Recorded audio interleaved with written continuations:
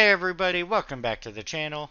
In today's video I wanted to start episode 26 in our Catacombs series, where I try to take you on some deep dive tutorials with specific D2R edits. And today's topic is going to be all about master stats, or master tracking, at least what I'd like to call it. It is going to be one of our more advanced or more nerdy subjects, but it does have an associated level of power and versatility that comes with that for your adventure today. So one of the things this is great for is to help provide some dynamic control of different RNG elements that you may have for skills, items, things like that, or as a way to integrate many different Boolean stat trackers that you may added to your mod over time to help detect the status of things like what skill is being used or how many of a certain item is equipped, or it may show you how to kind of basically set that up now using the logic that you have gleaned from this video. So, as usual, if this kind of stuff interests you, make sure you like and subscribe, helps everybody out, and definitely be sure to check out the video description below for links to our website, Discord, Patreon, and some of the other guides like this that we have in our series. With that out of the way, I am going to basically jump right into explaining what a master stat is, how you can use it, and some real world kind of examples in game.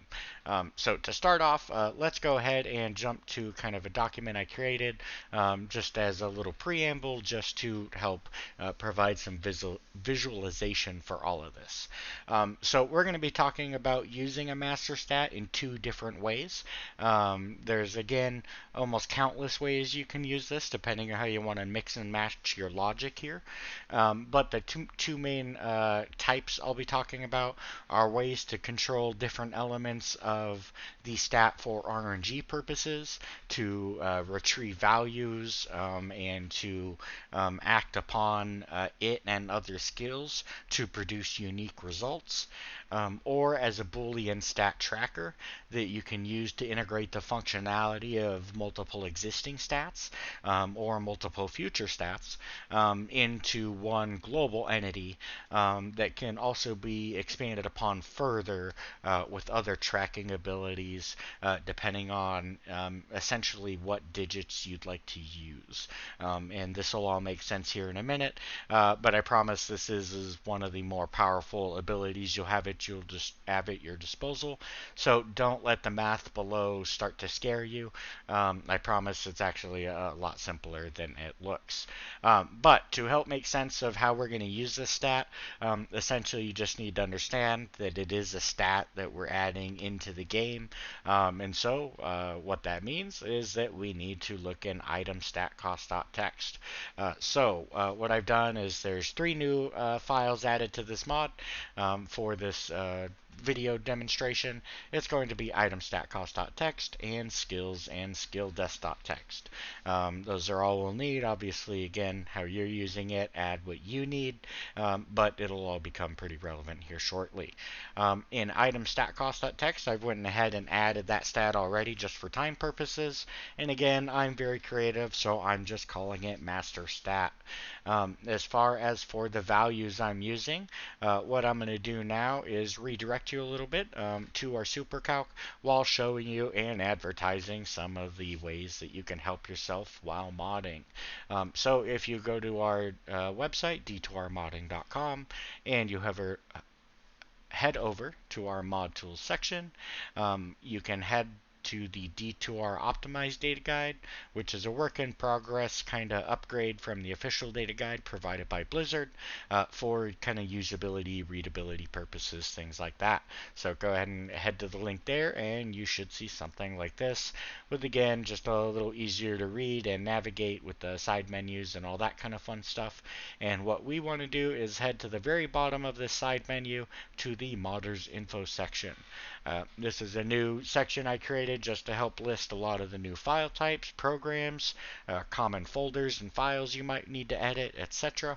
And what we care about in this video is the scripts and resources section, where the supercalc relies. And from there, it will take you to our Google Sheets calc, which is again just a kind of handcrafted assortment of various calcs I've made for you guys over the purposes, and for myself, frankly, to do things like calculate skill damage, monster stats for balancing, and all sorts of other things. So that's what you're going to see when you, first get to here. Feel free to take advantage of that stuff if you want it, but for our purposes, we're going to head over to the miscellaneous calcs tab, and we're going to look at this bundle of joy. And what we care about is going to be the max stats calculator section. This is going to help us determine the max stat we want. Now, because this is a demonstration video, I want my max stat to be as obvious as possible, so I want the value to be 1, 2, 3, 4, 5, 6, 7, 8, 9. And in order to achieve that, while also allowing me to subtract that full value if I ever wanted to, I'm going to use a save bits of 28 and a save add of 144978666.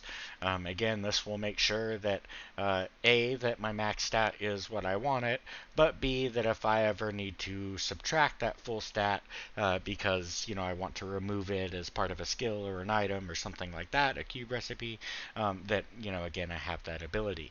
And so that's the values I'm going to be using. And item stat cost is essentially what the calculator told me to.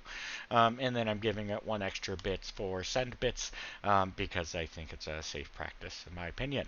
Now with that said, the only other edit I've made to this stat is for, again, demonstration purposes. I've added the +2 life string from the max stat, so it'll show you the value with 2 life at the end of it.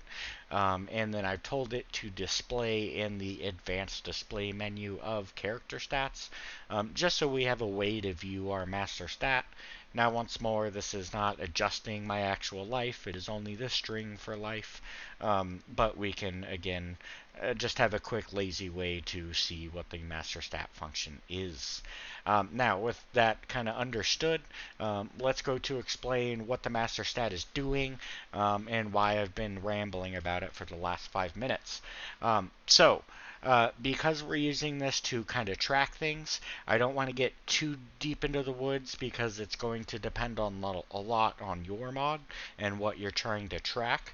Instead, I want to focus a little bit more for now on how you would use this as a tracker stat, and then we can elaborate into some examples on how you use it in the files. So the first thing I want to explain is that we can read any digit we want from this stat using the engine's own logic against it. The D2 engine will frequently truncate values when doing divisor operations because it doesn't deal with floating numbers and all that with the same elegance and grace.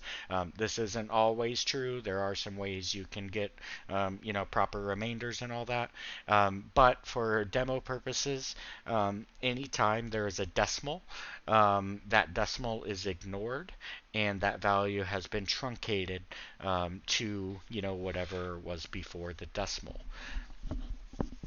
So if I'm using our master stat value example of 1, 2, 3, 4, 5, 6, 7, 8, 9, and I want to read the 9th digit, so again, we're reading from right to left because the first digit is the ones place, obviously, and then tens place, hundreds place, etc. So the numbers themselves are kind of going from right to left.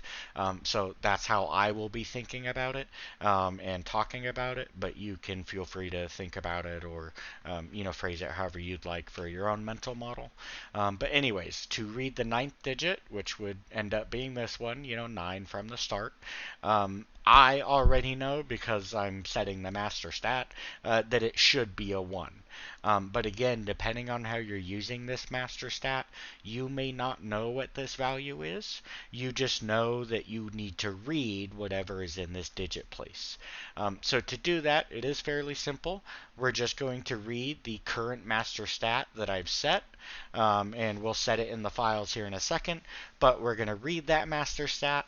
and then we want to divide by 10 to the 8th power. And that power rule is always going to operate on the digit you would like minus 1. So in the n minus 1 algorithm there. So what I mean by that is we want to read the 9th digit. 9 minus 1 is 8. So that's the power we would raise it to in our part of the calculation. If you hate that and you don't like powers, that's fine. 10 to the power of 8, if we just pop that in our fancy dancy calculator here, we can see that's the same as 100 million. If you'd rather type that out every time, you can do that as well. I just find it, especially with calc links and stuff, that it's easier just to remember what digit I'm trying to read than do it that way. But again, you do you. I just want to explain the logic behind that. So again, we're reading our master stat, and then we're dividing it by 10 to the 8th power. And that is the same thing as if we were to think about, I am reading 1, 2, 3, 4, 5, 6, 7, 8, 9. I am dividing by 100 million, and I'm either going to get 0 or 1 in this case because of that D2 truncation logic. In this case, obviously, I get 1 because it doesn't care about the 0.23 blah, blah, blah after it. But conversely, if I only had 99 million something, then I would get a value of 0 instead, because one last time, it does not care about all the 9s behind the decimal as far as this part of the operation logic goes. So already we can use this to read kind of the first digit, or the 9th digit in the array if that's all we want. But usually we need something a little more precise, or we need to read many digits. And so this is the way to go about that. And once more, don't let the math scare you. This is all really simple once we break it down. So for this purpose, for this example, I'm going to show you how we can read the 6th digit of this example master stat.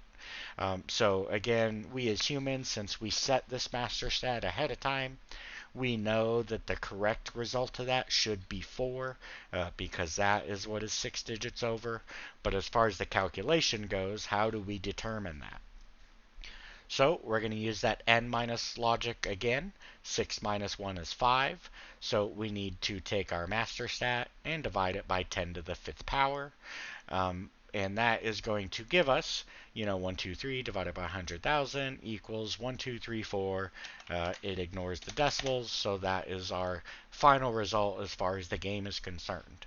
But obviously 1, 2, 3, 4 is not the 6th digit, so now we need to do the last half of the calculation, which is subtract it from that same operation again, which we already know is 1, 2, 3, 4. But now we're going to divide that by 10. So 1, 2, 3, 4 divided by 10 after truncation is 1, 2, 3. And now we're going to multiply that back to times 10 to find the lower bound, or the lower floor, of that truncation. So 1, 2, 3 times 10 equals 1230. And now we can simply subtract them as we're told. 1234 minus 1230 equals 4. And so now we've retrieved the value of the 6th digit, with that, again, not needing to know what that 4th digit actually was.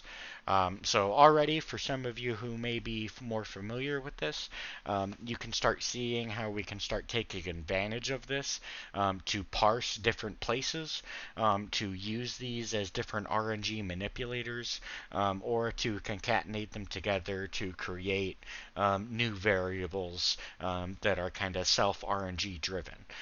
So to make sense of that a little more, let me provide you 2 quick examples. So let's say that we wanted to read the 6th and the 7th digit, which again we know should be 4 and 3 respectively. And we could do 2 things with this. So let's say from a cube recipe, they did some recipe that again just generated them a random number, somewhere in this range, but we have no idea what it is. And for some reason, we wanted those numbers to, on a skill, increase how much gold find percent they have. But we want it to be kind of very random, but also be controllable by other stats and stuff. So therefore, we want to use it as part of our masterstat system. Well, now we can read the 6 digit and find out that it's a 4. And then we can do the same exact operation for the 7th digit, find out that it's a 3. And now we can simply multiply them together and say, hey, now you get a 12% bonus to your gold find rate due to the random rolls that you got, from this particular scheme. Or we could read those 2 digits and combine them together, also using just a bit of clever truncated math, to make it say instead of 4 times 3, just 43.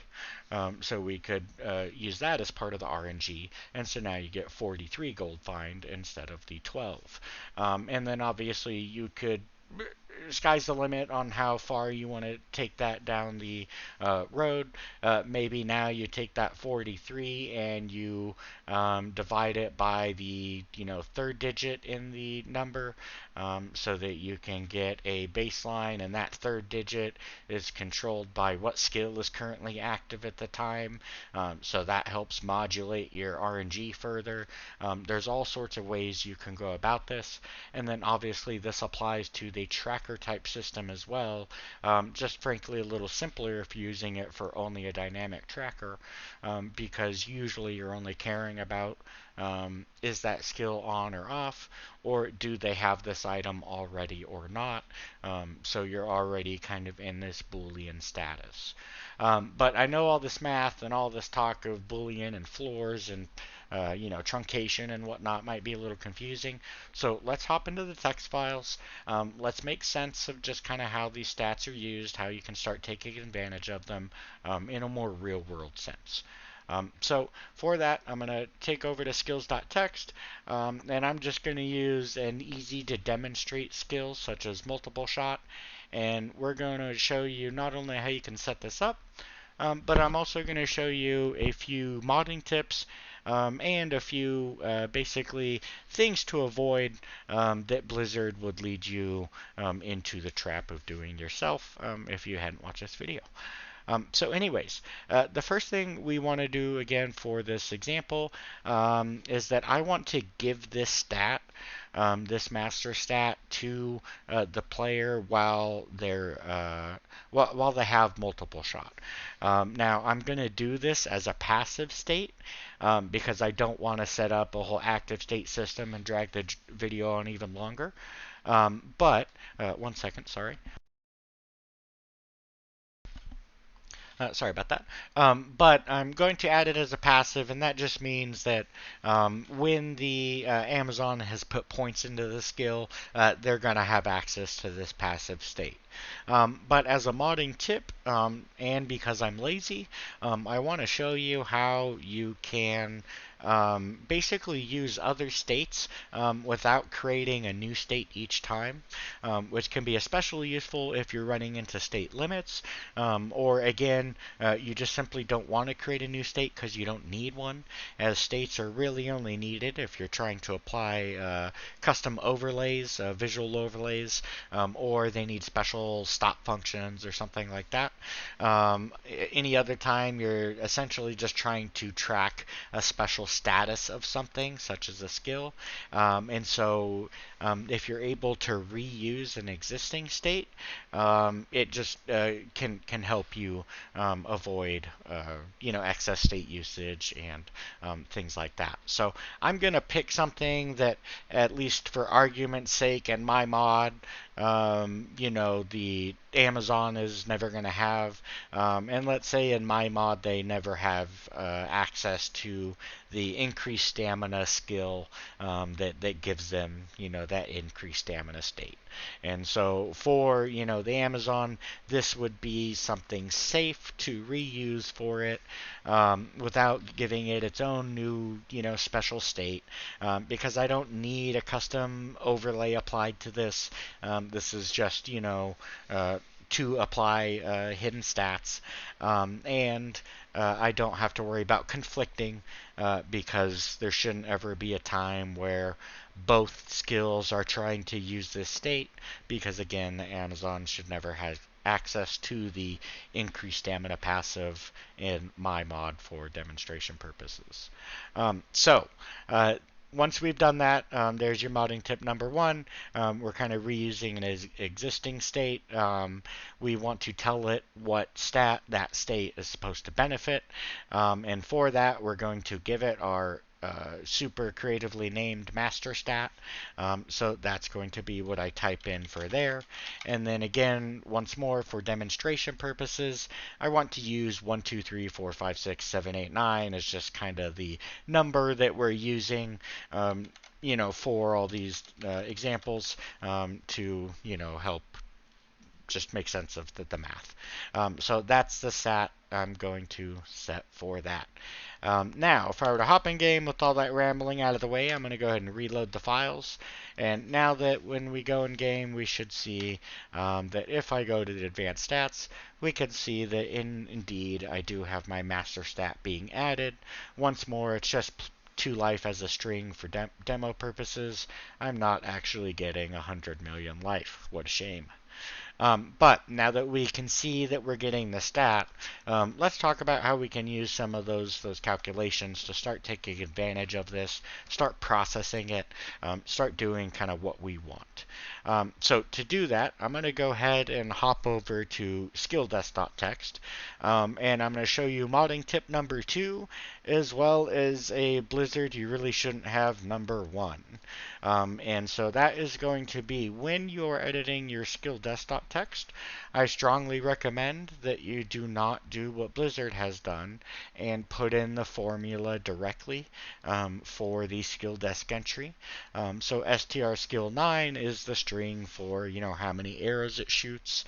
And then for the value it should use for that, it is the calculation that the skill is using to determine the max arrows. And we know that's true because if we go to skills.txt, and again we go to multiple shot, but now we scroll all the way over to our calc1 column, we can see the calc1 description is number of missiles created, and then there we go. We can see for the calc1 entry that same formula. And the reason this is a big no-no in my opinion is not because it's going to break anything, not because it's an issue in and of itself. It's just not a good practice, because what's going to happen is if you want to edit the number of missiles created and change it to your own number, you can change it here is where you would change it, in skills.txt. You would change it to actively change that number. So for example, I'm going to go ahead and put in 2, and then I'm going to reload those files just to make this plainly obvious. And then if I hover over the tooltip, you'll notice it still says 21 arrows. But you'll quickly realize when you go to shoot them that you are definitely not firing 21 arrows anymore. You are indeed only firing 2. So because they linked the formula, instead of what I'm going to show you is linking the actual calc field, you will always have to update both anytime you change things, and you're obviously more likely to forget one or the other, or you're more likely to not understand what the issue is if you're troubleshooting and the tooltip is showing you the number you expected, but it's not working. You're going to be more confused because it doesn't match what the skill is doing. So for that reason, I always recommend that, because again the value it's reading is the same thing as that's in calc1. If you open up skillcalc.txt, it will tell you that the proper formula to use for that is going to be CLC1. So I'm going to update Blizzard's formula to use CLC1 for Skilldesc instead. And now when I reload into game, we'll see that my tooltip properly says 2 arrows, even though I didn't type in the number 2 there. It is reading it from skills.txt where I have 2 set in. And now when I transition to the point of the video where we start using this digit, again, I want to read the 6th digit for this example, and we've already proven with math that output should be 4. So I'm going to go ahead and copy and paste this into the file for the amount of arrows that multiple shot can now use, because for some reason I'm sadistic and I want to restrict it to 4, and I'm going to go ahead and reload those. And when I go into game now, we'll see I didn't need to touch skilldesc.txt. It updated itself like it should have, because I linked it properly into the files. And now we can see that indeed the math calculation did return the correct result of 4. So once more, a masterstat is still that number, and when we parse the 6th digit out, we get the value 4. And just like I showed before, if you want to take a different digit, let's say we wanted to extract the 3rd digit, which should be 7 according to our current number. Again, we're doing n minus 1 logic, so we want the 3rd digit. That means we need to raise to the power of 2 n minus 1, or 3 minus 1.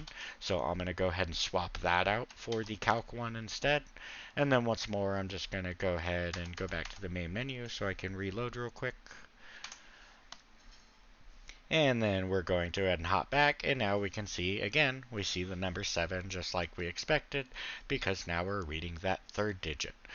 So already, again, you can start seeing how you can start parsing this out to retrieve the digits you want, and then they can be used in things like the strongest way I'd recommend using this is not only for tracking purposes, but also for real-time passives, or what I colloquially call active passives. So legacy modders will tell you it's not possible.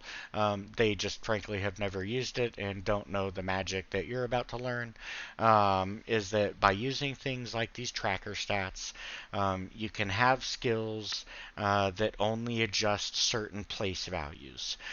So for example, if you were to have a cube recipe that depending on what you cubed it with, it either added 10,000, 20,000, or 30,000, it's never going to affect any other digit place but that 10,000's digit place. And so that 6, for, this example for the, life value, is the only one that could ever be changed by that particular recipe. And again, extrapolate this out to maybe while a certain skill is active or a certain item is equipped, etc. It can be the only one that can modify that value.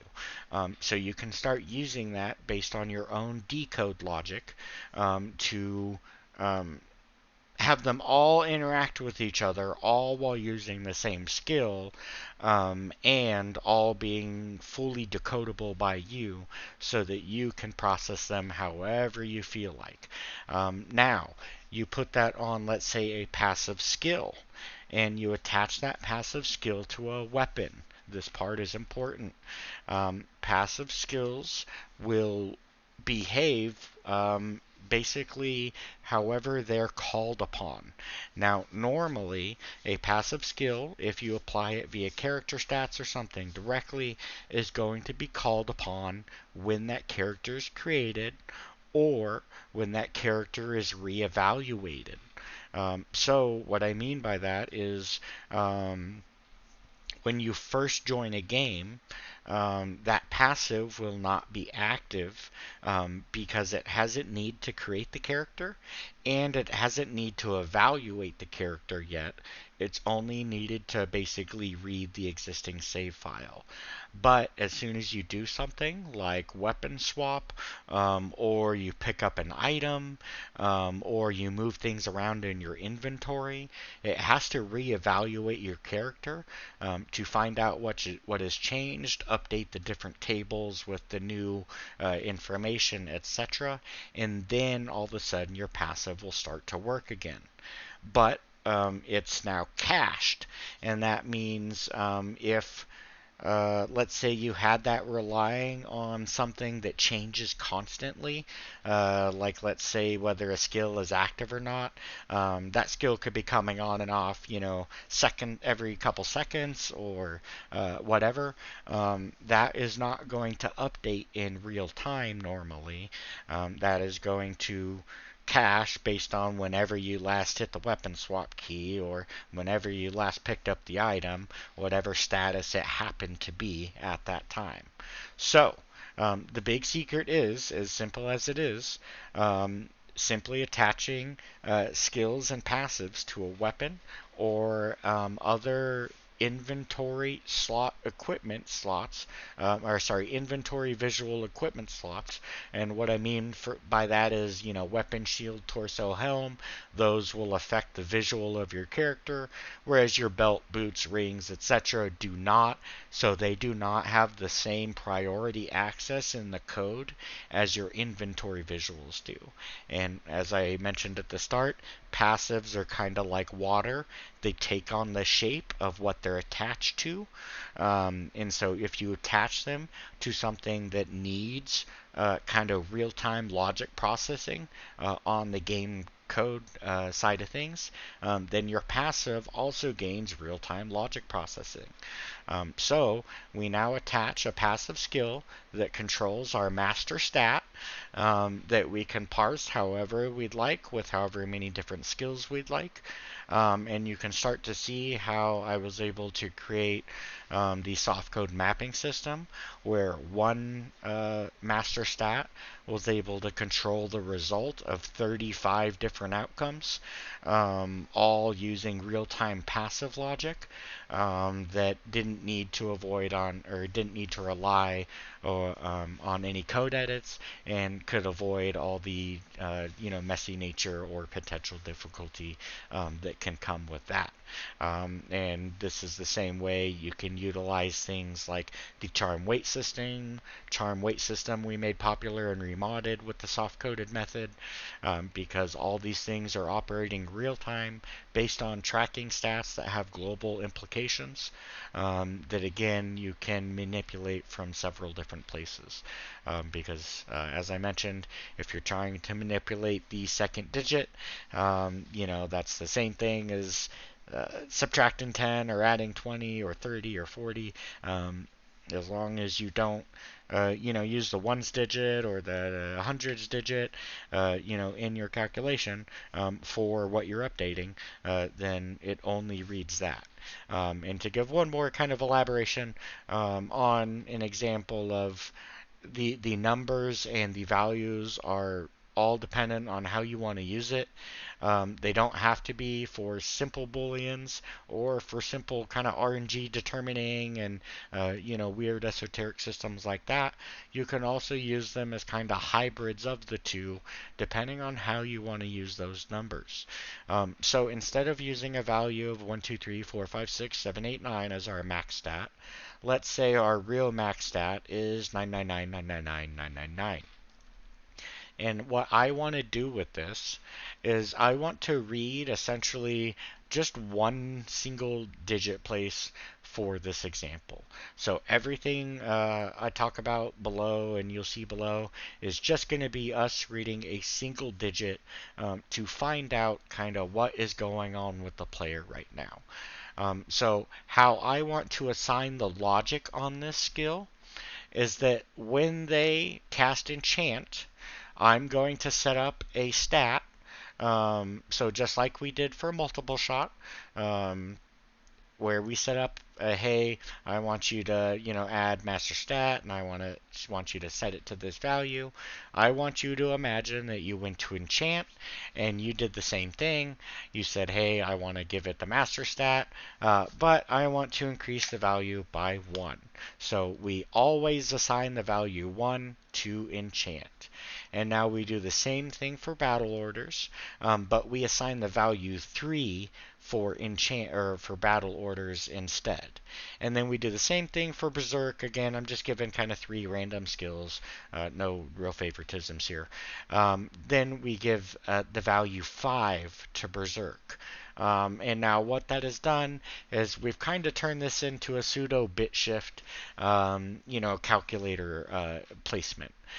So now by reading that digit, we know the status of several things.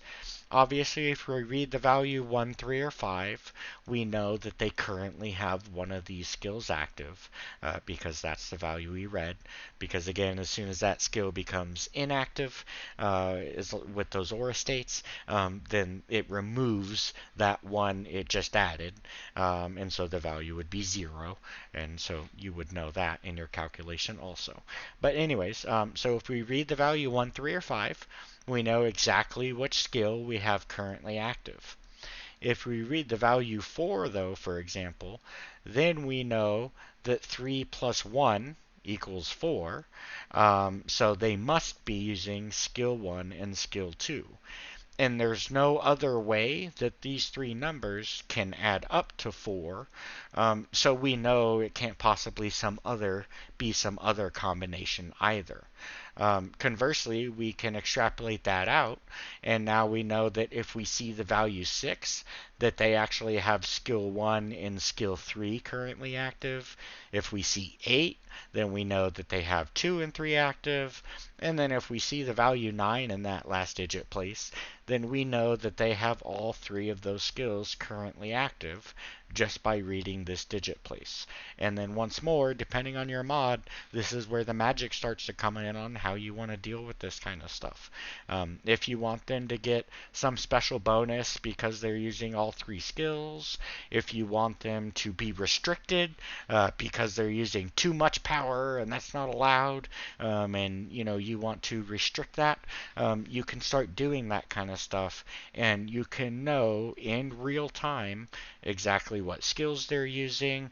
Again, depending on how you attribute all the different digits to this, you can even encode skill levels and other stuff like that into these digits, and then use the logic like this to read what skill levels they have, but based on kind of other benefits. So instead of reading the skill level directly with the built-in command, this could be used to include those other master stat benefits that come with it. So anyways, I know I started going off on a little tangent there, but I just wanted to try and paint the picture that this is very powerful, and the sky really is the limit depending on how you want to use it. It has real-time applications if you attach it to a real-time system. It has global tracking implications if you want to use it to combine the usage of multiple kind of status checks. And it has RNG implications if you want to fine tune things and really diversify what you can do. I think I might still have it pulled up here. So, for example, this was kind of the soft-coded mapping system concept, and how it would kind of use some of those different digits to break things down. So if I wanted to determine how much faster move velocity they would get, then I could take the first and second digits, or if I wanted to determine true or false on whether the, monster gotta cannot be frozen benefit, then I could take the full value, divide by 2, determine if it's an odd or an even number, and determine true or false based off that coin flip, that kind of stuff. It really is however you want to concatenate things, however you want to start multiplying things, however many digits you want to assign and reassign to the same things, that you can really start to take advantage of that and make this as powerful as you want it.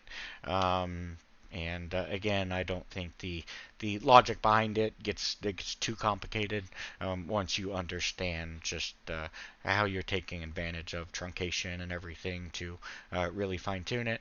But once more, that will let you do things like I showed in game, where you can retrieve those values. You can then multiply them by some number, or assign them as part of a parameter for your synergy calculation or whatever. But you guys can feel free to have fun with that.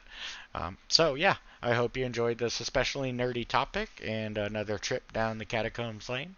Thanks for sticking around to the end, and have a great rest of the day. Take care. Bye.